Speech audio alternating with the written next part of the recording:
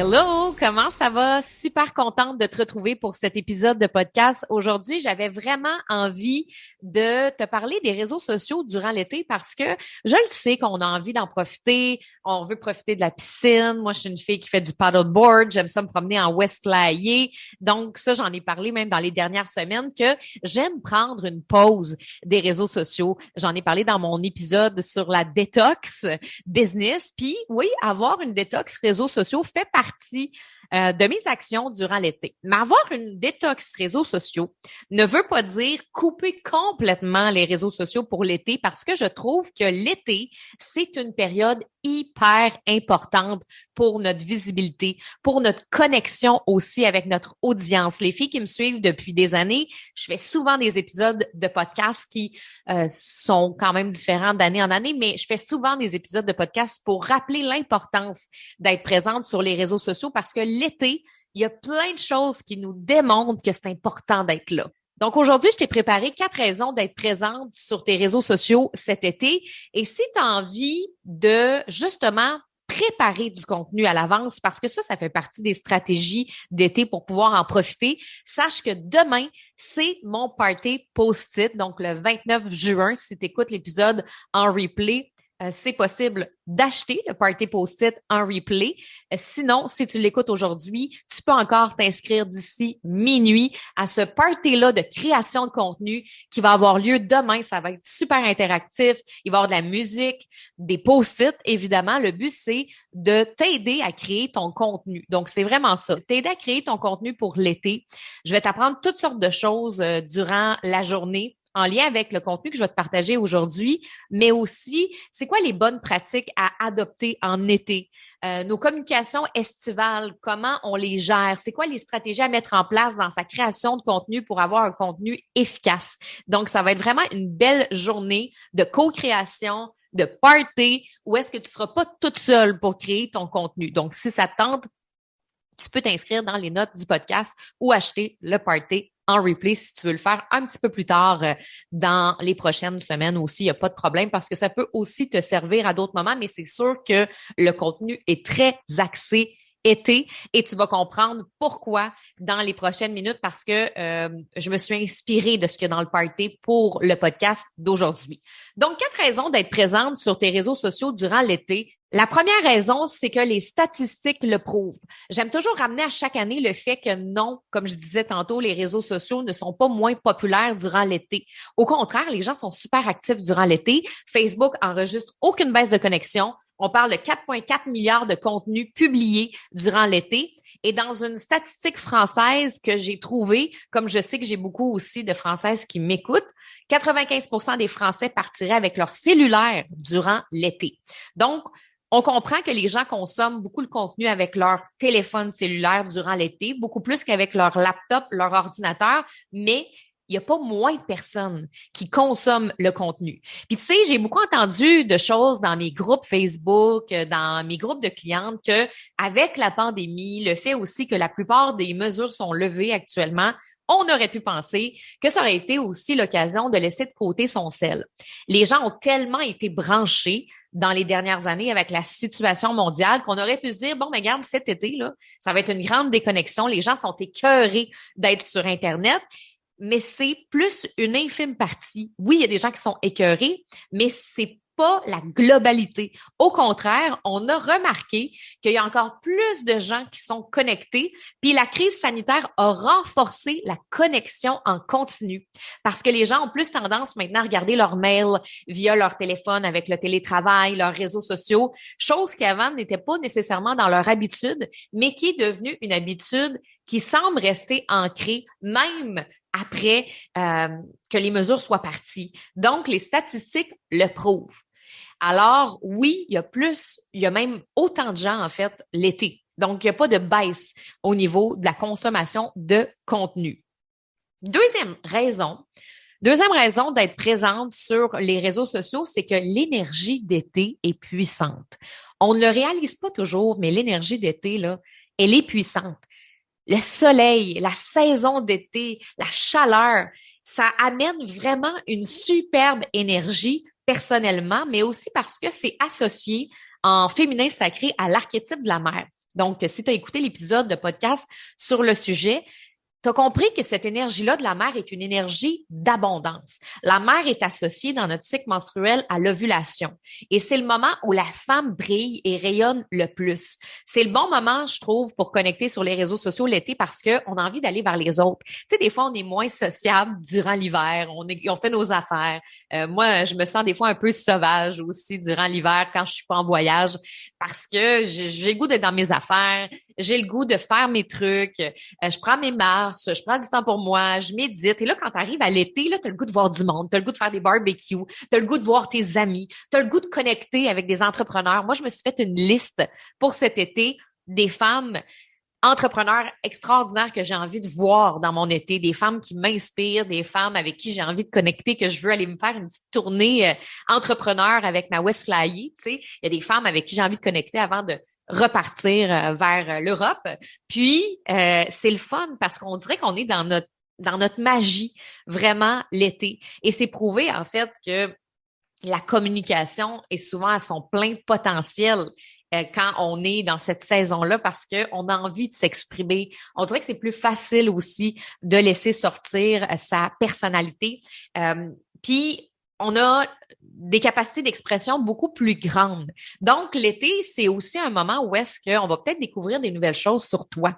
Les gens vont découvrir qui tu es par rapport à tes activités. C'est quoi que tu fais l'été? T'es-tu du genre à passer ton été en bateau parce que tu as un bateau? Est-ce que tu fais du vélo puis tu parcours les routes du Québec? Qu'est-ce que tu fais l'été? C'est quoi tes passe-temps? C'est quoi tes hobbies? Moi, je me promène en road trip, je fais du camping, je fais de la paddleboard. J'adore les pique-niques, une grande fan de pique-nique et on dirait que là, il y a un souvenir qui m'a popé, mais c'était tellement drôle parce que, tu sais, quand on monte nos photos puis nos stories sur Instagram, c'est toujours extraordinaire. Quand moi puis mon chum, on est arrivé aux îles de la Madeleine l'année passée, une des premières choses qu'on a fait quand on est arrivé aux îles, c'est qu'on s'est fait un pique-nique. Ma mère m'avait donné en fait un gros panier en osier de pique-nique qui était genre juste incroyable et tout était parfait là, tu sais. On avait des charcuteries, on avait acheté évidemment du poisson local, des fruits de mer, on avait genre une mousse au crabe, on avait une bouteille de vin, des bières locales. Écoute, c'était, tu sais, le pique-nique Instagram hot, là, tu sais. Et là, je fais une story, puis là, c'est le coucher du soleil, puis là, c'est juste merveilleux. Et ça a été un des plus beaux moments aux îles. Et là, moi qui aime les pique-niques, à un moment donné, je dis à mon chum, hey, on refait un pique-nique, chérie, là, ça serait vraiment le fun. Mais cette journée-là, il ventait. Aux îles de la Madeleine, il vente. Et il ventait vraiment beaucoup. Donc, le deuxième pique-nique qu'on a fait, c'était un autre style de pique-nique, beaucoup moins Instagrammable, où est-ce qu'il y avait tellement de vent que tout le sable est rentré dans notre bouffe. Là, tu sais, c'était super bon, un brie, au sable. Là. Et là, mon moment fort, et ça aurait fait une story, par exemple. Mon moment fort, c'est quand que il y a une espèce de sac de nourriture qui a roulé sur le sable. Puis là, moi, tu sais, qui veut faire attention à l'environnement, je me mets à courir, tu sais, je me mets à courir parce que le sac tourne sur le sable. Et là, il y a un monsieur qui est là, genre en espèce de petit maillot de bain, là, ben relax, là, sur la plage, et il reçoit le sac au visage. Et là, moi, je suis crampée, je ne me peux plus. Mais là, je suis gênée d'une certaine façon, donc je me dis, crime, tant qu'à ça, je vais-tu me la fermer? Je vais dire que c'est pas moi, là, tu sais, qui a envoyé le sac dans son visage. Donc, je voyais que le sac était rendu loin. Puis finalement, il était rendu dans l'eau. Et là, tu sais, j'ai lâché prise sur mon sac. C'est sûr que je me sentais mal pour l'environnement, mais je me serais pas rendue. Il était rendu tellement loin. Ça a été un beau moment. Finalement, c'était un méchant beau moment Instagrammable, mais tu sais, j'ai pas eu le temps là, de filmer cette scène-là. Mais tout ça pour dire que l'été se passe des choses. On nous voit dans notre élément. On peut voir notre personnalité à travers nos activités, à travers ce qu'on aime faire, à travers nos passions. C'est aussi, je trouve, c'est drôle à dire, mais tu sais, notre personnalité, elle se ressent beaucoup à travers nos vêtements. Tu sais, l'hiver, là, habillé avec un gros manteau, tout ça, on dirait qu'on n'est pas toujours dans notre style vestimentaire habituel. Fait que, tu sais, ça nous permet vraiment, avec notre style vestimentaire, avec notre passion, avec nos hobbies, avec les connexions qu'on crée durant l'été, ça nous permet vraiment de connecter avec les gens sur nos réseaux sociaux. Les gens nous découvrent davantage et découvrent une nouvelle parcelle de nous. Troisième raison, les gens sont plus attentifs en été. Ah ouais, ben voyons donc, toi. Ça se peut pas, Steph, que les gens soient plus attentifs en été. Les gens sont tellement pas attentifs en été. Ça peut être surprenant parce qu'on aurait tendance à croire ça, hein? On aurait tendance à croire le contraire, mais l'été, les gens sont plus attentifs. Pourquoi? Parce que le rythme est plus tranquille avec les vacances, les horaires plus allégés et ça fait en sorte que le niveau de stress relâche et la capacité d'attention augmente alors que le cerveau est plus reposé. Tu sais, durant l'année, là, je pense à mes mamans entrepreneurs, il y a toutes sortes de choses à penser, les devoirs pour les enfants, les nombreux cours, les repas, puis tu sais, il y a vraiment une charge mentale qui est forte. Pour les entrepreneurs, c'est un peu la même chose. On a des meetings, on a des lancements, on a plein d'affaires, des projets. Là, quand on arrive à l'été, on dirait qu'il y a comme une pression automatique qui se relâche dans nos épaules, puis ça fait ah. Et là, c'est là qu'on a plus de temps de consommer du contenu de qualité. On pourrait donc penser que oui, l'été, on devrait seulement prioriser du contenu court, alors que c'est un moment idéal pour proposer des contenus plus longs. Parce que quand on est stressé, occupé, qu'on a mille et une choses en tête, on a tendance à emprunter la route périphérique du cerveau, comme j'avais déjà parlé dans l'épisode 118. La route périphérique, c'est celle qu'on utilise quand on n'est pas très attentif, qui ne demande pas beaucoup de capacité cognitive pour consulter le contenu. Fait que tout ce qui est reel, vidéo rapide, contenu court, c'est super apprécié quand on est dans l'autobus, qu'on est entre deux rendez-vous, qu'on s'occupe des enfants le matin, puis là, on est en train de faire un gruau, puis là, let's go, on a notre sel, on a notre café. Ça va vite, tu sais. Donc, c'est là qu'on va emprunter la route périphérique du cerveau, puis qu'on va consommer le contenu rapidement et on va préférer le contenu court. Mais quand on est en mode plus relax, on a plus tendance à emprunter la route centrale du cerveau qui demande plus d'attention puis de capacité cognitive. Et il y a des timings pour s'arrêter puis prendre le temps d'écouter, de lire du contenu de qualité. L'été, sur le bord de la piscine, combien de fois je vois des femmes lire des livres de business, des livres d'entrepreneuriat. Ça demande une capacité cognitive, là, de lire un livre de business, d'entreprise, mais on le fait sur le bord de la piscine parce qu'on a plus de temps. On peut aussi lire un article de blog sur la croissance d'entreprise, écouter un podcast pour augmenter ses ventes d'automne. Ça se fait super bien assis sur une chaise en train de se faire bronzer et ça peut être super pertinent pour nous. Donc oui, il y a énormément de gens qui vont consommer ce genre de contenu-là parce que leur niveau de stress va baisser et leur capacité cognitive va augmenter, leur attention en fait va augmenter. Quatrième raison d'être présente sur les réseaux sociaux, c'est que l'attraction et la conversion sont bonnes. L'attraction puis la conversion est aussi bonne l'été. La vibe estivale peut t'amener vraiment un nouveau marché, des nouvelles personnes à suivre, des personnes qui vont coller avec ton énergie, tes passions, ce que tu vibres en été, comme je disais tantôt, en lien avec l'archétype de la mer. Donc, on est tellement dans une énergie puissante que ça va attirer des gens qui vont faire « Oh my God, elle est bien belle cette femme-là, elle a l'air confiante, elle est rayonnante, c'est bien cool ses projets, mon Dieu, ça m'attire donc bien. » Je trouve ça extraordinaire. Donc, il y a vraiment le côté attraction qui est présent durant l'été. Et en même temps, c'est aussi le moment idéal pour ton marché froid, même tiède, qui t'a découvert peut-être dans les derniers mois, qui a consommé ton contenu rapidement parce que ces personnes-là ont été occupées à prendre le temps de s'asseoir pour consommer ton contenu. Moi, durant l'été, je reçois beaucoup de messages de personnes intéressées à acheter mes services. Moi, l'été, c'est une période de vente très forte. En ce moment, je fais des appels découvertes parce que j'ai des nouveaux coachings one-on-one et je fais des appels découvertes pour mon mentorat Flyer one-on-one parce que je prends que quelques femmes seulement que je vais accompagner pendant 1 an. Je vais être comme un peu leur bras droit de leur business. J'avais le goût de faire ça cette année. Et moi, l'été, c'est ça. Là, en ce moment, je suis en train de rencontrer ces femmes-là que je connais déjà, qui sont déjà des clientes à moi, qui ont fait d'autres programmes, soit le Slow Camp, soit le Bootcamp. Et je le sais que c'est une période de vente très forte l'été pour moi. Parce que oui, je suis dans ma puissance, je suis dans mon énergie. J'ai beaucoup d'énergie l'été. Fait que j'aime ça, rencontrer ces femmes-là durant l'été. Il y en a parmi celles-ci que je vais aller voir durant l'été aussi. Fait que ça me permet aussi de connecter en vrai avec mes clientes. Puis on se cachera pas que le présentiel aussi amène des ventes.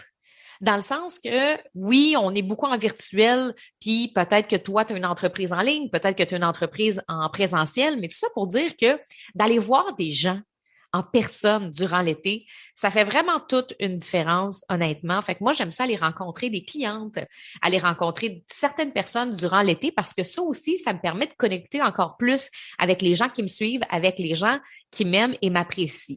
Si je reviens au marché froid puis au marché tiède, c'est vraiment un bon moment pour ces personnes-là de se mettre un petit peu plus à fond dans ton contenu. Tu sais, des fois, les gens nous découvrent tellement rapidement, puis vite fait. Puis tu sais, moi, j'ai des gens qui me suivent depuis 1 an, mais vont me dire, hey, je te suis depuis 1 an, in and off. Je vois tes publications passer, ça vient m'attirer, ça vient me chercher, tes textes m'inspirent, tes photos aussi, ton lifestyle m'intéresse, mais j'avais jamais pris le temps comme d'écouter tes podcasts. Puis là, je me suis lancée dans tes podcasts, puis oh my God, mais c'est fou ce que tu peux m'amener, c'est fou ce que tu peux m'aider. Et c'est là souvent que les gens veulent acheter. On a bien beau être inspirante toute notre vie, c'est pas ça qui fait qu'on vend. Et je vous le dis, là, en ce moment, je pourrais faire un épisode complet là-dessus, puis là, c'est pas ça le but du sujet, mais en ce moment, les gens ont besoin d'acheter des produits et des services de qualité. On veut plus juste acheter de l'inspiration. On veut acheter de la mise en action. On veut acheter quelque chose de concret, de pertinent qui peut avoir un impact dans notre vie. On a besoin que la personne à qui on achète soit crédible. On a besoin que la personne à qui on achète, on lui fasse confiance, mais qu'on fasse confiance à son contenu, à son enseignement. Même moi, aujourd'hui, je magasine pas de la même façon que il y a quelques années. Il y a quelques années, surtout dans le marché francophone, il n'y en avait pas beaucoup de coachs, là.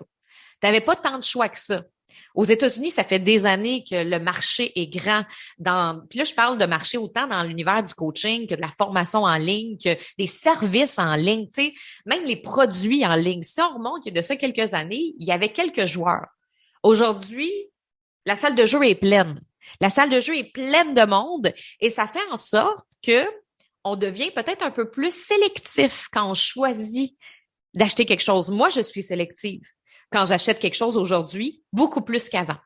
Avant, ben, j'y allais un petit peu dans le flow, j'écoutais mon cœur, j'écoutais mon intuition. Je suis encore quelqu'un qui écoute mon cœur et mon intuition, mais je réfléchis plus avant d'acheter qu'avant parce que il y a beaucoup de choix.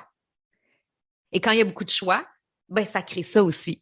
Ça fait en sorte qu'on réfléchit peut-être plus, ce qui est pas mauvais. C'est juste que le marché est en train de changer. Et c'est pour ça que c'est important d'avoir un contenu de conversion et d'attraction qui roule durant l'été. Fait que ça, je trouve ça super, super important. Puis moi, je suis ce genre de personne-là qui, durant l'été, comme je travaille beaucoup en mode behind the scene, que je fais beaucoup de détox de ma business, comme je t'ai parlé dans un autre épisode, où est-ce que je suis vraiment plus en arrière-scène, je travaille sur l'amélioration, l'optimisation, ça me donne l'occasion aussi de consommer du contenu. Je consomme des formations, moi, durant l'été, des podcasts, j'écoute des conférences, je lis des livres. Mon côté intellectuel est beaucoup activé, moi, durant l'été. Et je suis pas la seule. C'est sûr qu'on a des personnalités différentes, il y a des personnes qui décident de prendre off l'été à 100%.